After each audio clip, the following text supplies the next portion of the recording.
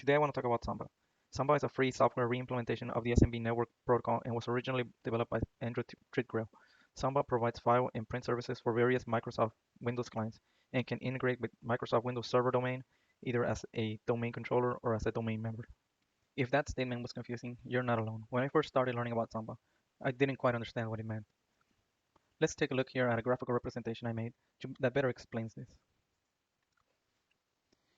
If you had two computers running Linux, in our example here, CentOS, and another computer running CentOS, you could share the contents of a folder by running an NFS server. If you would like to know more about NFS servers, you can check out my other videos where I go into detail on how to install and configure NFS servers.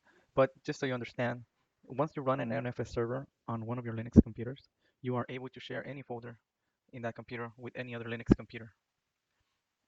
If, however, you have a Windows computer and you have a Linux computer, you cannot share folders easily because they are two different operating systems. The solution to this problem is the Samba server.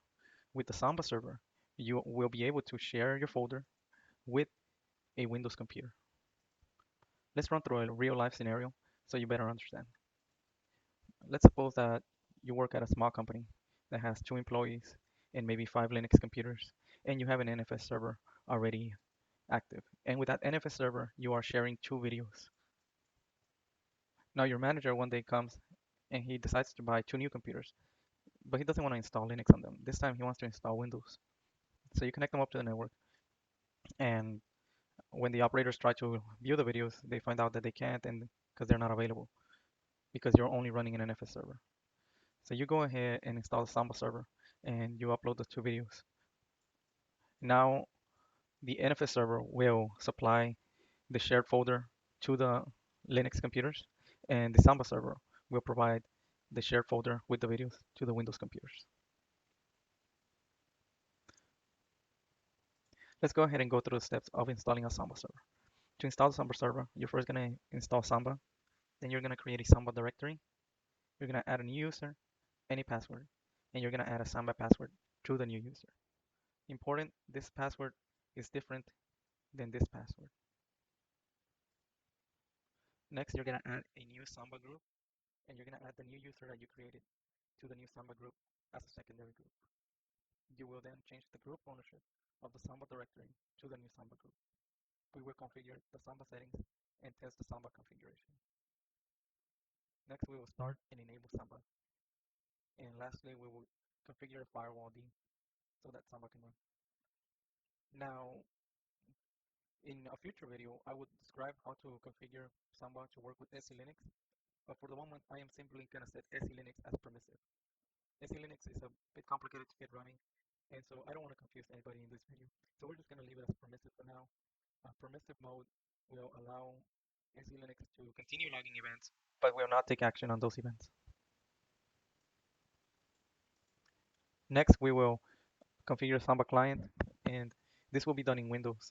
We will open the File Explorer, enter the IP address, and then we will enter the username and the Samba password in order to get access to our shared folder. Here I have a brand new installation of CentOS 7 running on VirtualBox and a brand new installation of Windows 10 running on VirtualBox. If you would like to know more about how I installed CentOS 7 on VirtualBox, click the link in my description and it will show you exactly how to set it up to this point. Let's go ahead and log into the Samba server and install Samba.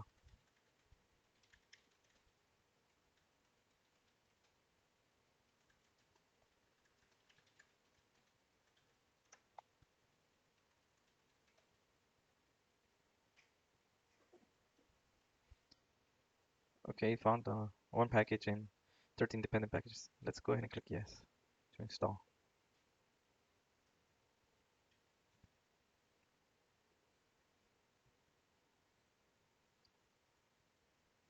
Okay, the next thing we're going to do is we're going to create a Samba directory. Let me clear my screen and create the directory. And let's give it a subdirectory.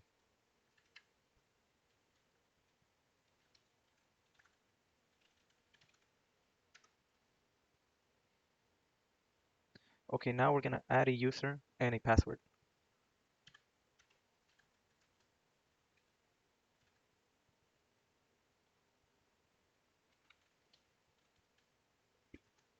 And we're gonna call this user Samba user.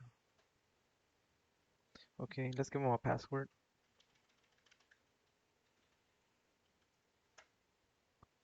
And the password I'm gonna give him is 1234. Of course, Linux complains, but it will accept it. Okay, so now we have created our new user and giving him a new password. Um, Now what we're gonna do is we're gonna give it a Samba password. This is different than the password that we just gave it.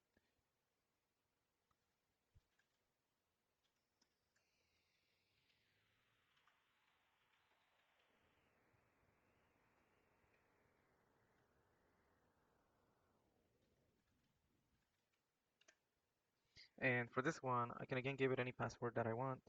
I'm gonna give it the password 5678. Again, 5678. And it took it. Now the next thing we're gonna do is we're gonna add a new Samba group.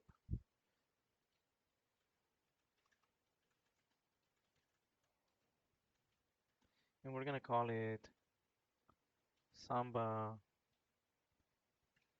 user group. You can call it anything. I'm just calling it Samba user group to be descriptive. Now we're gonna add the new user we created to this group, and we're gonna make this group a secondary group for the new user. So we're gonna use the current user mod dash big G, which is specifies secondary group, and we're gonna put the group,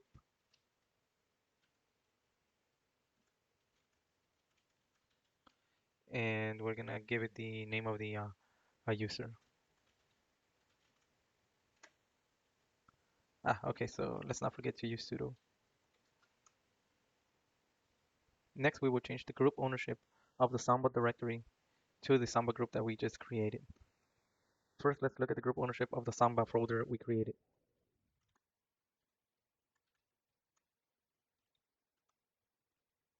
As you can see right now, it's owned by root as a user, and it has a group ownership of root. Now, it's not a good idea to have a folder owned by root because that means only root will be able to access that folder. So let's go ahead and change the ownership of the folder for the user and also the group ownership of the folder.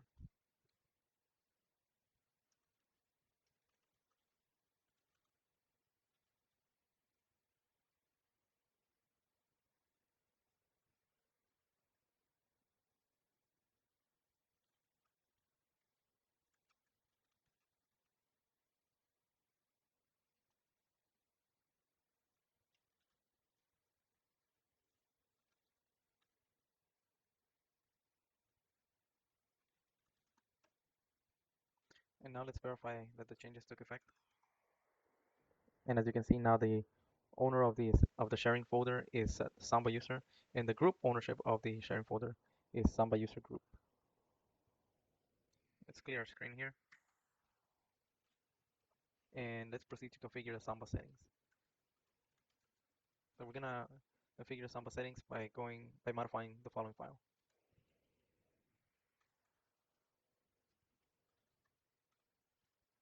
Okay, there are a couple things that we need to do here. It looks like a big file, but don't get scared. Um, First thing we have to do here is change the work group. Now this is completely dependent on Windows.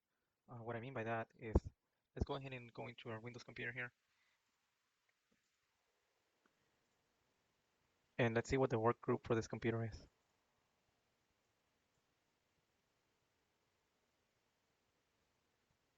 So as you can see right now, the work group for the Windows 10 computer is work group.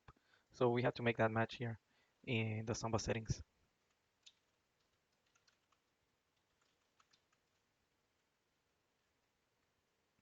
Okay, now the next thing we need to do is we need to create a new entry for the folder that we created.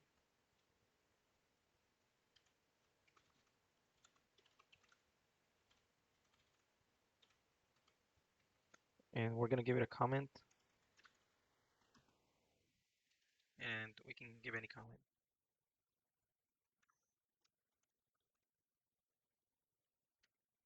We're going to specify a path.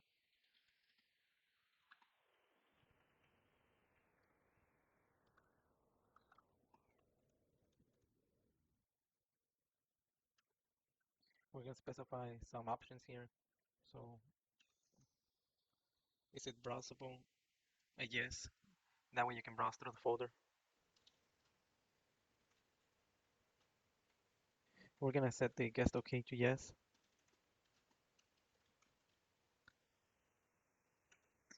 And we're going to set read only to no. That way we can write into the folder. And lastly, we're going to create a mask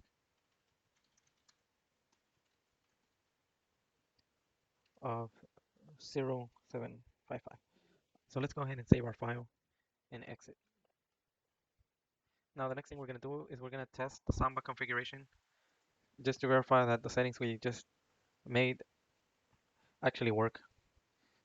So the way that you're going to do that is you're going to run this command.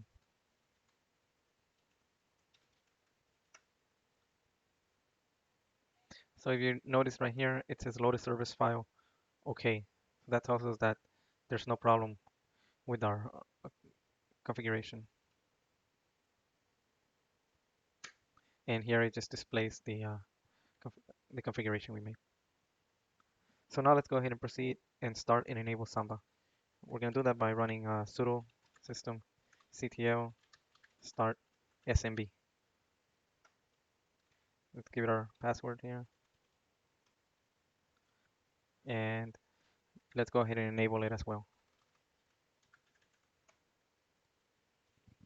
Now let's check the status, make sure the settings took effect. And as you can see, it is active and running and it is enabled. Okay, the next thing we're going to do is we're going to configure firewall D in order to allow the Samba server um, to connect to our Windows computer. To configure firewall D, let's go ahead and run this command.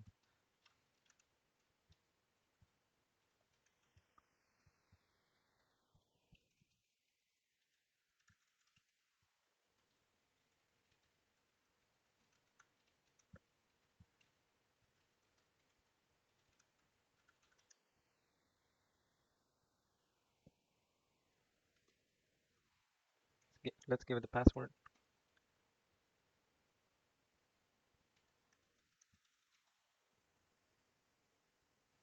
Okay, and it has successfully added the rule. Now let's go ahead and reload firewall D so that the changes take effect.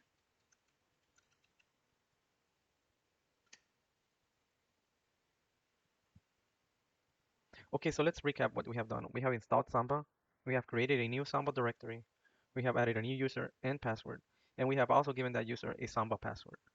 We have added a new Samba group, we have added the new user to the new Samba group as a secondary group, and we have changed the group ownership of the Samba directory to the new Samba group. We have also configured the Samba settings, tested the Samba settings, and we have started and enabled Samba. And lastly, we have configured the firewall and we have reloaded it so that the new rules take effect. So at this point, the Samba server should be fully configured and ready to connect to the Windows server. Let's go ahead and take a look at our Samba client on the Windows server. So to get the Samba client running, we have to open up our File Explorer, and we go to the browser bar on the File Explorer. We type // and we enter the IP address of the Samba server.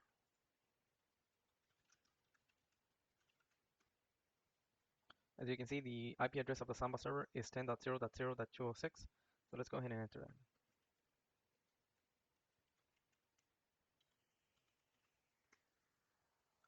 Okay, there we go. So now it's asking us for our username and credentials. So if you remember, the new user that we created in the Samba server was called a Samba user. And we gave it two passwords, a regular password and a Samba password. The Samba password was 5678, which we will enter now. And there it is. We have been able to connect to the Samba server, and we can see the sharing folder here. So when we try to access our folder, you can see that we will get a permission denial. Now, if you recall from our PowerPoint presentation, we're gonna go ahead and set SE Linux as permissive, and I will describe in more detail how to get SE Linux to work in a future video without having to disable it or set it as permissive. Uh, but that's the reason why it's not allowing us to access the folder. So we clear our screen here. We can check the status of SE Linux at the moment by running this command, SE status, and you can see right now that it's enforcing SE status, and that's why we're getting this error. So if we go ahead and set SE Linux to permissive, we should not get this error no more.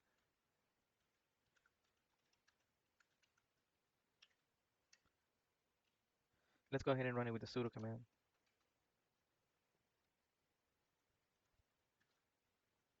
And let's verify that the settings took effect. Okay, so now you have the current mode set as permissive. And let's go ahead and try and access our folder once again. So as you can see, we were able to enter the folder. Now, if you would like to make these changes permanent, you need to change the configuration file for SE Linux in the etc sysconfig folder. Here you will go ahead and modify the SE Linux configuration file.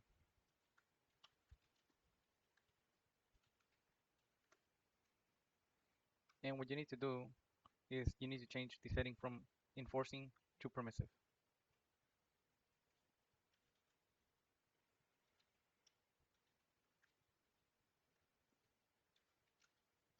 Close and save the file and check the SE status again. As you can see, now our configuration file indicates that the setting is permissive and the current mode is permissive. Now now if we were to reboot the server, the setting would remain as permissive until we change it back in the SE Linux configuration.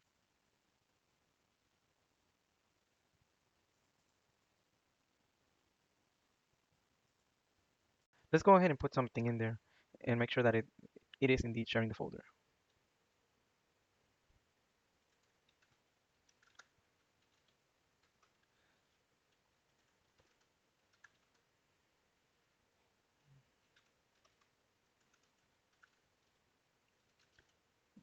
Let's create a file here called technical document.txt, and we're just gonna write whatever in there. Let's save it and let's make sure it's in there. So now we have created a text document in our sharing folder on the Samba server. Let's see if it will appear on our Samba client, which is the Windows computer. Let's click refresh here and see there it is. Uh, exactly what we wrote in the Samba server appears now in the Samba client. Let's go ahead and update the file here on the Samba client and see if it's able to write to the file, and then we will verify in the Samba server if it could write to the file. So what we're gonna put here is, hi, I wrote this from the Samba client. Save and override our file.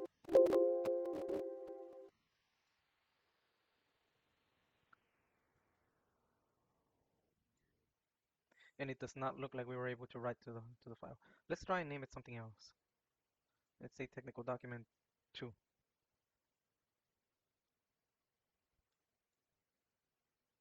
Let's refresh. Okay, now let's go to our Samba server and see if it was able to write the file in there. So it was able to add a new file, but it wasn't able to modify the existing file. Let's take a closer look at why this happened. If we run the ll command instead of the list command, we're gonna see the ownership of the files. Now the file that we tried to modify originally was technical document.txt, and you'll notice that it has a user owner as root and a group owner as root.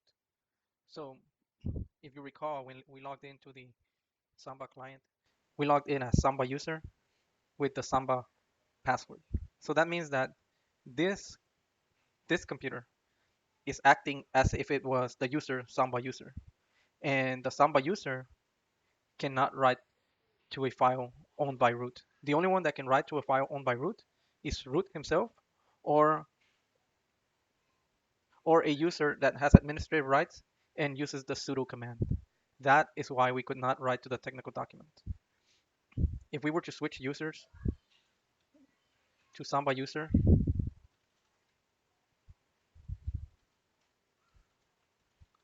and I enter the password 1234 because it's the regular password, and we were to create a file here. Let's call it file 1.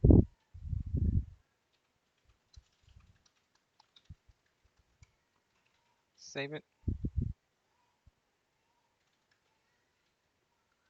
And now you notice that when we created the file, it has a user of Samba user and a group ownership of Samba user.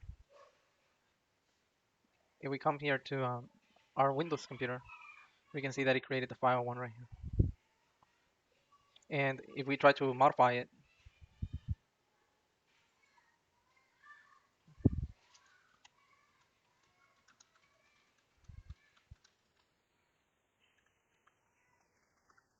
let's put this. This is an update from the Samba client. Let's go ahead and save. Okay, close. And now let's look at the contents of the file 1.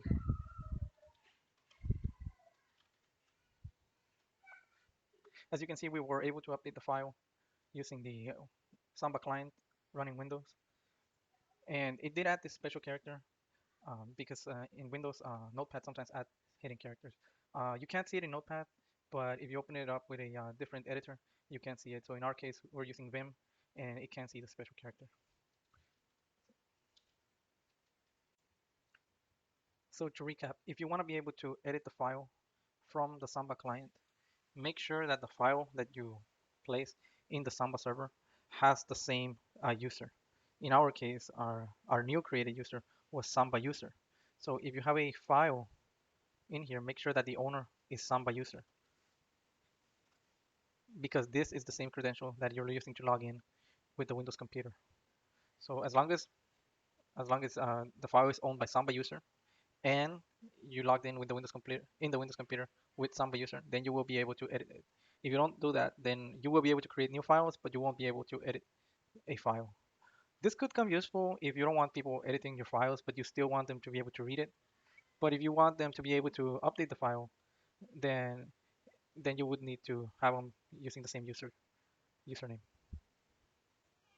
I want to touch bases on one more thing before we conclude this video. If we go back to our Samba folder and we type the LOL command, you will see that the permissions for the sharing folder are d rwx r/x r/x. Okay, so you might wonder what this has to do with anything or and where it comes from. So let's check the Samba configuration file.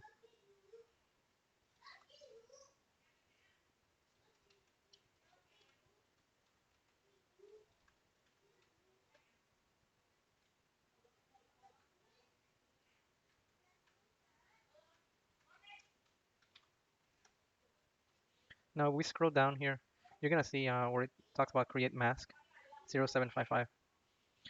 If you are familiar with how masks work, you might already know where I'm going with this. But if you're kind of new and you're like, what is this 0755?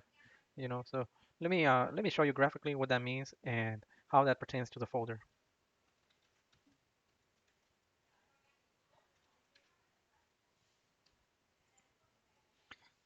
So let's forget about this folder for right now, and let's just say that you have a file, and the file has some permission, like what we have here. And let's say that the permission is dash uh, rwx rwx rwx. Okay, this this permission can be divided into 4 groups like this. This will be the first group, this will be the second group, this will be the third group, and this will be the fourth group. And what this means is that the first character here specifies whether this file is a directory or not a directory. The user here will specify the permissions for the user. So does the user have read permission? Does he have write permission? And does he have execute permission? The same thing for the group here. If you have read permission, write permission, execute permission, and for any other user, you have read, write, and execute permission. Okay. Now the way that this works is that each letter RWX represents a number. R represents the number 4, W represents the number 2, and X represents the number 1. So in our case, our folder has D RWX R slash X R slash X. So this would pertain to 075. And let me explain why. Now, I don't want you to get confused. The 0 here is used to represent a special permission. It doesn't correlate to this D here, so don't get that confused. Since there is no special permission, it will have a 0. So we're gonna have 0 for the special permission since there is no special permission. For the user here, we're gonna have a 7, which means that we have a 4 plus a 2 plus a 1, because that is the only way to make a 7 out of these three numbers. And that would represent a 7, which would represent RWX. So that means that the user has read permission, he has write permission, and he has execute permission. Okay, now the group here. The group has a 5, which would be 4 plus 0 plus 1, because that is the only way to make a 5 with the three numbers that we have. So in this case, it would be R minus 10X. So that means that the group has read permission and it has execute permission, but it does not have write permission. Similarly, with any other user, you have 4, 0, 1, which means that you have 5. And that means that you have read permission and you have execute permission. Again, remember, every 35 is in the 4 plus 1. That is how we know that we have read permission and execute permission. So even if you have we will list like 4, 7, 4, 5. This corresponds to a sharing queue, which is zero because there's no initial special permission, which is a read write X equals to previous to 7,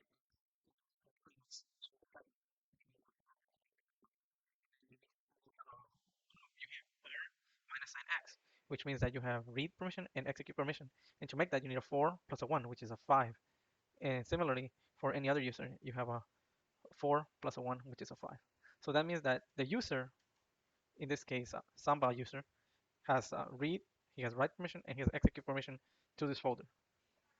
The the group has read permission and execute permission, and the any other user has read permission and execute permission. I hope I didn't confuse you more by going through that, but it should give you a little more understanding of why I added this line here. The last thing I want to touch bases on was if you notice in our Windows Samba client running Windows, we have two folders, but if you recall, we only set up one folder to share, which was the sharing folder here. So why is there two folders in our Samba client? The answer is in here. By default, when you set up Samba, it has this homes field, which gives access to the home directory of the Samba user. You may or may not want this. This would mean that the uh, Samba client can access the home directory of the Samba user. If you don't want this, you can always come here and edit it.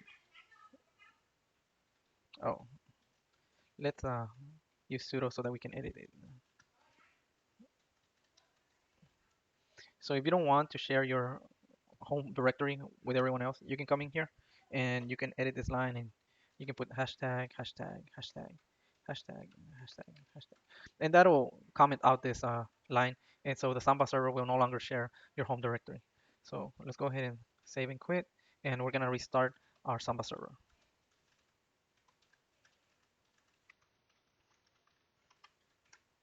Okay, so if everything worked correctly, we should no longer be sharing our home directory.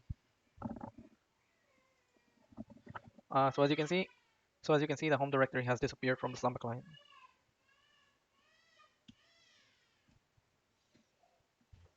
Now, if you notice, if we close this folder and we try to open it again, it will no longer be there. So what we need to do in order to have this folder available all the time is we need to go to our computer and map a network drive. Here we're going to do the same thing we did before, 10.0.0.206. And we're gonna assign a driver. I'm okay with C. We're just gonna leave it as C.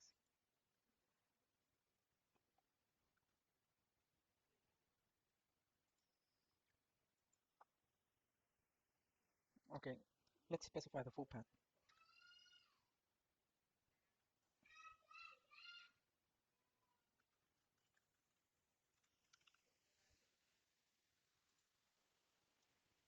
And now, as you can see, we have mounted our drive as a network drive, and it will be available whenever our Samba server is running. Let's go ahead and make sure that this is a permanent change by rebooting the Samba client.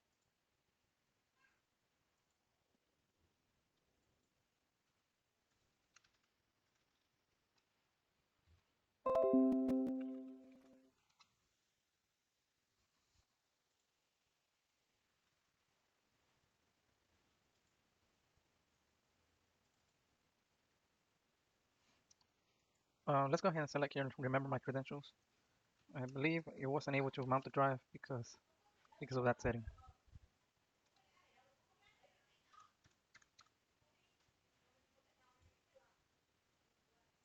Okay, let's restart once more.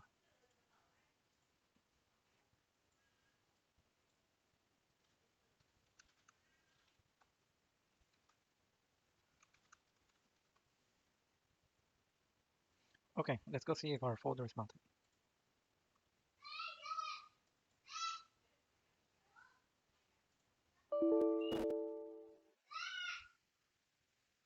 And as you can see, our folder is mounted and accessible. Well, thank you so much for watching my video. I hope you enjoyed it. Please like and subscribe. And if you have any comments, please leave them down below. And I do apologize for my children.